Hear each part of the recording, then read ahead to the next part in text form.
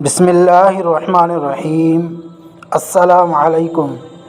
حضرت جبرائیل علیہ السلام نے قسم کھا کر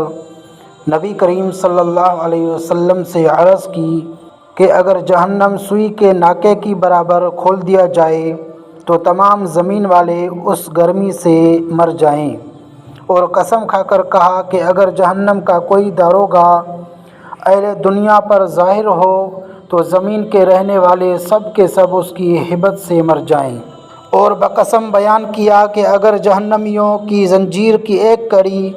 دنیا کے پہاڑوں پر رکھ دی جائے تو کانپنے لگیں اور انہیں قرار نہ ہو، یہاں تک کہ نیچے کی زمین تک دھس جائیں۔ یہ دنیا کی آگ اللہ تعالیٰ سے دعا کرتی ہے کہ اسے جہنم میں پھر نہ لے جائے، مگر تعجب ہے انسان سے کہ جہنم میں جانے کا کام کرتا ہے اور اس آگ سے نہیں ڈرتا جس سے خود آگ بھی ڈرتی ہے اور پناہ مانگتی ہے۔ یا اللہ، ہمارے دل کو منافقت سے، عمل کو دکھاوے سے، زبان کو جھوٹ سے اور آنکھوں کو خیانت سے پاک کر دے۔ اللہ تعالیٰ مجھ گناہ گار سمیت ہم سب کو